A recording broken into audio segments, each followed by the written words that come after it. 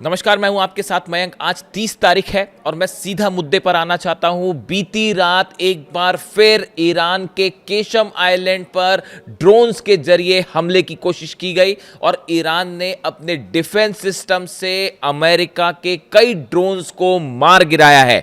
जो खबरें आ रही हैं उसके मुताबिक आधी रात के बाद जो है सुबह सुबह आप कह सकते हैं कि अमेरिका के कई ड्रोन्स जो है वो केशम आइलैंड के ऊपर दिखाई दिए, जिसके बाद ईरान की सेना फौरन एक्टिव मोड पे आई और ईरान की तरफ से डिफेंस सिस्टम आरश ए कामगीर, जिसका आजकल बहुत ज़्यादा जिक्र है न सिर्फ ईरान में बल्कि पूरी दुनिया में, अमेरिका में, यूरोप में भी, और वो ईरान के इस डिफेंस सिस्टम को समझने में लगे हुए हैं। बिल्कुल एक्यूरेसी के साथ ईरान ने कई ड्रोन्स को मार गिराया जो केशम आइलैंड के आसपास नजर आ रहे थे। अब सवाल ये है, अब ये बात साफ नहीं है कि ये जो ड्रोन्स थे ये जासूसी करने आए थे या हमले के मकसद से आए थे, लेकिन ये बात सच है कि जब ईरान की तरफ से डिफेंस मिसाइल्स फायर की गई तो आसमान में बड़े धमाके सुनाई दिए।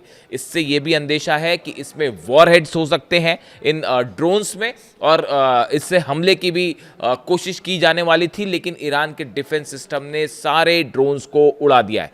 देखिए, ये पिछले 3 दिन में तीसरा मौका है जब ईरान के ऊपर रात के वक्त हमला हुआ है। सबसे पहले बंदर अब्बास पर हमले हुए, वो प्रॉपर मिसाइल अटैक्स थे। उसके बाद दूसरा जो हमला हुआ वो बुशर पर हुआ। बुशर में ईरान का जो है वो न्यूक्लियर पावर प्लांट है, उसके आसपास धमाके की खबरें आई। और उसके बाद अब जो देखिए केशम आइलैंड पर एक बार फिर हमले की कोशिश होती है।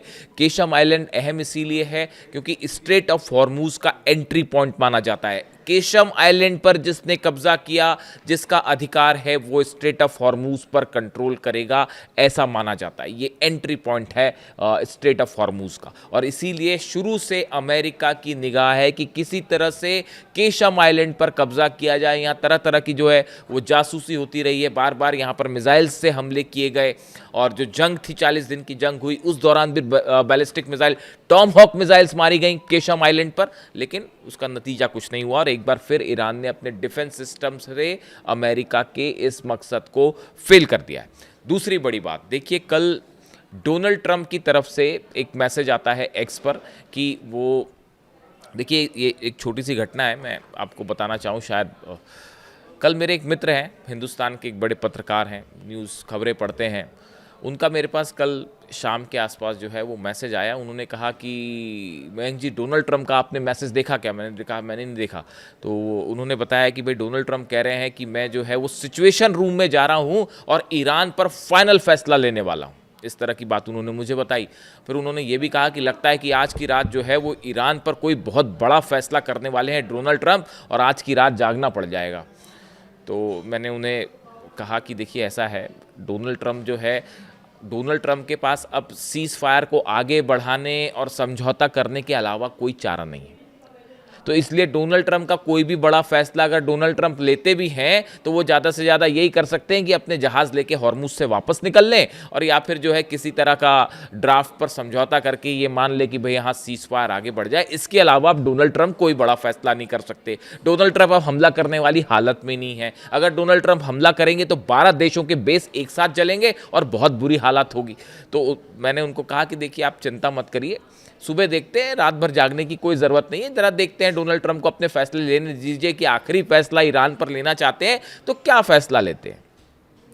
सुबह जब मैं उठा 5:30 बजे के आसपास, तो मैंने फ़ोन लगाया उनको।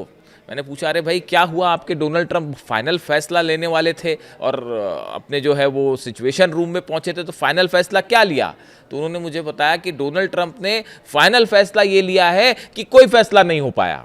तो अब ये देखिए, इसीलिए फिर मैंने उनको कहा कि देखिए मैंने आपसे कहा था ना कि रात काली करने की ज़रूरत नहीं है, डोनाल्ड ट्रंप कोई फैसला वैसला नहीं लेने वाले। डोनाल्ड ट्रंप बुरी तरह से फंस गए हैं, ना वो आगे हमला कर सकते हैं और ना अपने आप को बचा पा रहे हैं। देखिए हालात ऐसे हैं, डोनाल्ड ट्रंप अपनी जो फोर्स लेके खड़े हुए हैं स्ट्रेट ऑफ हॉर्मूज पे, पहली बात तो देखिए वो वहाँ पे खड़े खड़े जितने अमेरिकी सैनिक हैं वो भी परेशान हो चुके हैं।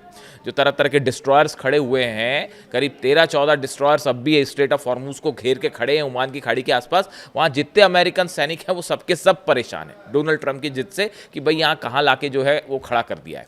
फिर उसके बाद देखिए अब हालात ये है कि अगर डोनाल्ड ट्रंप किसी तरह का ड्राफ्ट, जिसकी बहुत ज़्यादा जिक्र है पूरी दुनिया में कि भाई कोई एक ड्राफ्ट तैयार हुआ था क्या ईरान और अमेरिका के बीच में, उस ड्राफ्ट की शर्तों के मुताबिक जो एक्सेस ईरान के सोर्सेज से बाहर आया और जहां तक मैंने उसकी जानकारी हासिल कर पाई कि उसमें यह लिखा था उस ड्राफ्ट में कि अमेरिका फौरन अपनी सेना को ईरान के आसपास से हटा ले, बदले में ईरान स्ट्रेट ऑफ हॉर्मुज को खोलेगा जिस तरह से पहले खुला हुआ था। लेकिन उसमें यह भी साफ लिखा हुआ है कि स्ट्रेट ऑफ हॉर्मुज में निगरानी पूरी ईरान की ही रहेगी, जहाज हर देश का गुजरेगा लेकिन कंट्रोल ईरान का ही रहेगा।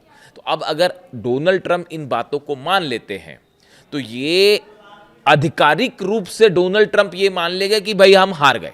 देखिए, अमेरिका की हार हो चुकी है, डोनाल्ड ट्रंप की हार हो चुकी है, इसमें कोई दो मत नहीं है। पूरी दुनिया इस बात को समझ गई है कि 40 दिन में जो है आपका ये हाल हो गया है। हमला कर, अगर आप जहाज लेके खड़े हैं, अगर आप में हिम्मत है तो अमेरिका अब तक हमला कर देता। 2 मिनट नहीं लगाया उसने वेनेजुएला पर हमला करने में, तो ईरान पर भी हमला कर देता। लेकिन उसका ट्रेलर जो दिखा आपने, अगर हमला करेंगे तो अंजाम क्या होगा, जिस तरह से कुवैत में अमेरिका का बेस तबाह कर दिया, खुर्रमशहर 4 मिसाइल मारी गई और सब डिफेंस सिस्टम धरे के धरे रह गए, तो इस बार तो पिछली बार से ज्यादा बुरा हमला होगा और 12 देशों में फिर भयंकर तबाही मचेगी। और इस बार जो नई लिस्ट है, मैं कल एक नई लिस्ट देख रहा था कि ईरान के निशाने पर अब सऊदी में क्या होगा, यूएई पे कौन से निशाने हैं और जॉर्डन में क्या है, बहरीन में क्या है, मैं वो लिस्ट देख रहा था। एक एक बूंद पानी को तरस जाएगा अरब, अगर अमेरिका ने हमला किया तो। और अरब देश इस बात को अच्छी तरह से समझ रहे हैं, इसलिए डोनाल्ड ट्रंप के अब्राहम एकॉर्ड को पूरे अरब देशों ने सिरे से नकार दिया है। डोनाल्ड ट्रंप ये कोशिश कर रहे हैं, वो ईरान की डील को अब्राहम एकॉर्ड से जोड़ना चाहते हैं और वो कह रहे हैं कि ईरान के साथ डील तब हो पाएगी जब सब अरब देश इजराइल को मान्यता दे दे, इजराइल से अच्छे संबंध बना ले। सऊदी ने इसका विरोध, मोहम्मद बिन सलमान ने इसका साफ विरोध कर दिया है, साहब ऐसा नहीं हो सकता। बाकी भी जितने अरब देश हैं वो कोई भी इस बात से सहमत नहीं है। कोई इजराइल को, हालात ये है कि इजराइल को लेकर डोनाल्ड ट्रंप जो अब्राहम एकॉर्ड के जरिए दबाव बनाने की कोशिश कर रहे हैं और बड़ी चालाकी से जो है सो जोड़ दिया गया है कि ईरान के साथ डील देखिए तब होगी जब आप अब्राहम एकॉर्ड स्वीकार करें और इजराइल को मान्यता दें। सारे के सारे मुस्लिम देशों ने ऐसा करने से मना कर दिया है, कोई इजराइल के साथ जाने को तैयार नहीं है। तो अब हालात ये है कि इजराइल तो अलग थलग पड़ चुका है, उसकी फिर हम अलग से बात करेंगे। डोनाल्ड ट्रंप की जो कोशिश थी कल रात को जो बैठक हुई वो इसलिए फेल हो गई क्योंकि अगर डोनाल्ड ट्रंप इस प्रस्ताव को स्वीकार कर ले तो ये ऑफिशियली मान लिया जाएगा कि भाई आप जो है, अमेरिका ने स्वीकार कर लिया कि वो हार गए। नतीजा ये होगा कि मिड टर्म पोल, वो तो वैसे ही हारना तय है, आप लिखवा लीजिए, डोनाल्ड ट्रंप मिड टर्म पोल हारने जा रहे हैं और उसका नतीजा उस पर भी बुरा पड़ेगा। हमेशा के लिए इतिहास इस बात को मानेगा कि भाई देखिए, ईरान से लड़ने गए थे, जीतने गए थे, अल्टीमेटली अपनी सेना लेकर वापस आना पड़ा और 40 जो हैं वो एयरक्राफ्ट जो हैं वो भी डाउन हैं, वो भी गिर चुके हैं और उसके बाद जो है ना अरब की रक्षा कर पाए। थाट खत्म है, पेट्रियाट खत्म है, टॉमहॉक मिसाइल्स की कमी हो रखी है और ऐसे हालात में आप गए थे वहाँ पे तुर्रम खां बन के और वापस चले आए। इस बात को स्वीकार करने, अब कैसे स्वीकार किया जाए, तो फिर कहा गया कि साहब कोई फैसला ही मत लो फिलहाल। तो जो बहुत बड़ा फैसला डोनाल्ड ट्रंप कल रात को लेना चाह रहे थे सिचुएशन रूम में, वैसा कोई फैसला हो ही नहीं पाया। इसके अलावा देखिए, एक अब्राहम अजीजी साहब जो हैं, इनका बड़ा बयान आया है। ये जो है head of Iran parliament national security and foreign policy commission जो है, इनके हेड हैं, अध्यक्ष हैं, इनकी तरफ से वो बयान आया। देखिए, मैं बार बार आपको ये बात कह रहा था कि ईरान की इस जंग में जीत हुई है और ईरान को एक बड़ी प्रेस कॉन्फ्रेंस करके इस बात को साफ करना चाहिए कि भाई जीत जिसकी होती है, शर्तें वो तय करता है। मैं अपने कई वीडियोस में ये बात बोल चुका हूँ और देखिए, कल पहली बार जो है ईरान के एक बड़े अधिकारी की तरफ से इब्राहिम अजीजी साहब जो हैं, Iran parliament national security and foreign policy commission and law maker Ibrahim अजीजी said on Wednesday Iran will not be pushed back by it's red lines including uranium enrichment rights, possession of enriched uranium, control over the state of Hormuz and the lifting of sanctions. इन्होंने कहा कि हम जो है किसी भी अपनी red line से पीछे नहीं हटेंगे। लेकिन जिस बात का मैं जिक्र कर रहा हूं, सबसे इंटरेस्टिंग बात उन्होंने कही कि इस जंग में जीत ईरान की हुई है और जो पक्ष जीतता है वो अपनी शर्तें तय करता है। यही बात मैं कहना चाह रहा था कि ये स्टैंड ईरान को बड़े साफ तौर पर रखना चाहिए, बल्कि तेहरान में एक बड़ी प्रेस कॉन्फ्रेंस होनी चाहिए। मैं बार बार इस बात को कह रहा हूं, जिसमें ईरान के विदेश मंत्री जो हैं अब्बास अराक्ची साहब शामिल हों, ईरान के राष्ट्रपति शामिल हों और पूरी दुनिया को एड्रेस करें कि भाई स्ट्रेट ऑफ हॉर्मुज हमने बंद कर रखा है, वो अमेरिका की, डोनाल्ड ट्रंप की सेना की वजह से, जो हमारे पर हमला करना चाहती है। हमारा मकसद बिल्कुल नहीं है कि हम दुनिया की इकॉनमी को क्षति पहुंचाएं बचाएं। हम एक रिस्पॉन्सिबल स्टेट हैं और हम चाहते हैं कि दुनिया में ऑयल और गैस LNG सप्लाई जो है वो जारी रहे। ये बात ईरान को पूरी दुनिया के सामने रखनी चाहिए, यूनाइटेड नेशंस में रखनी चाहिए, और चाहे तो इसके लिए बड़ी प्रेस कॉन्फ्रेंस भी हो सकती है। अब कमोवेश जो है इब्राहिम अजीजी साहब ने बात साफ कर दी है कि जितनी रेड लाइन्स है ना, हॉर्मूज पे ईरान झुकने को तैयार है। न्यूक्लियर मुद्दे पर तो कोई बात ही नहीं है, यूरेनियम पर तो कोई बात ही नहीं है। तमाम खबरें जो आपको दिख रही कि यूरेनियम यहां जाने वाला, वहां जाने वाला, वहां जाने वाला है, यूरेनियम कहीं नहीं जाने वाला। यूरेनियम ईरान के बाहर नहीं जाएगा। दूसरी चीज, अगर समझौता होता भी है, किसी तरह का कोई एग्रीमेंट होता भी है, तो अब आप ये मान के चलिए कि उसमें ईरान का अपर हैंड होगा। अब डोनाल्ड ट्रंप बार्गेनिंग पोजीशन में है ही नहीं। अगर आप समझते हो जरा भी इंटरनेशनल रिलेशंस को, डिप्लोमेसी को, तो अब डोनाल्ड ट्रंप के पास बार्गेनिंग सिचुएशन है ही नहीं। चीन बहुत एग्रेसिव मूड में है और उससे भी ज्यादा एग्रेसिव मूड में है रशिया। दिमित्री मेदवेदेव जो कि वहां के सिक्योरिटी काउंसिल के वाइस प्रेसिडेंट हैं, उनकी तरफ से कल बयान आया है कि नेटो तो हमारे खिलाफ। रोमानिया पे देखिए एक ड्रोन फायर किया था रूस ने, जाना था यूक्रेन, रोमानिया पे जाके बच गया वो, और रोमानिया जो है वो नेटो का सदस्य है, तो नेटो कंट्रीज भड़क गई और उसके बाद जो है रोमानिया ने उनके एम्बेसडर को बाहर कर दिया। तो उस समय उसका जवाब दे रहे थे दिमित्री मेदवेदेव, उन्होंने कहा यूरोपीय देश और नाटो तो हमारे खिलाफ वैसे ही जंग लड़ रहे हैं और उनको आगे भी हमारे ड्रोन्स का सामना करने के लिए तैयार रहना चाहिए। यानी नेटो के खिलाफ रूस ने आर पार की लड़ाई शुरू कर दी है। बातचीत के जरिए वाला जो पूरा मामला है उसमें चाइना पूरी तरह से ईरान के साथ खड़ा है और डोनाल्ड ट्रंप अपने घर में चेकमेट होने जा रहे हैं। नवंबर का चुनाव डोनाल्ड ट्रंप हारने वाले हैं। डील करते हैं तो मुश्किल, और जंग करेंगे तो फिर और बुरी मार खाएंगे। उसके बाद तो पता नहीं क्या होगा।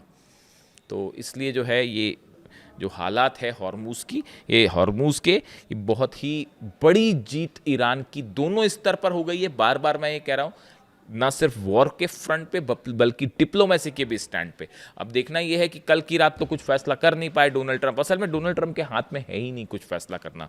अमेरिका के पास, डोनाल्ड ट्रंप के पास सिर्फ एक चारा है, ईरान की शर्तों को माने और समझदारी से अपने जहाज लेके यहाँ से निकल लें, वरना पूरा इकोनॉमिक क्राइसिस तो खड़ा ही है। जो वर्ल्ड कप होने वाला है वो भी अगर जंग छिड़ गई तो वो वर्ल्ड कप भी मुश्किल में पड़ जाएगा और हो जाएगा कि भाई अमेरिका में वर्ल्ड कप है और आपने जो है खुद आपकी पॉलिसीज़ के कारण वर्ल्ड कप जो है वो खटाई में पड़ गया। यानी हर तरफ से घिरे हुए, असल में ईरान नहीं घिरा हुआ है, ईरान तो जहाज़ लेके खड़े हैं, अमेरिका घिर गए हैं खुद डोनाल्ड ट्रंप। और ना सिर्फ ईरान के आसपास बल्कि अपने घर में भी। वो एक पंक्तियाँ हैं ना, हज़ारों ख्वाहिशें ऐसी कि हर ख्वाहिश पर दम निकले, वही हाल हो गया है डोनाल्ड ट्रंप का। जो भी अपडेट होगा आप तक पहुंचाऊंगा। Thank you so much.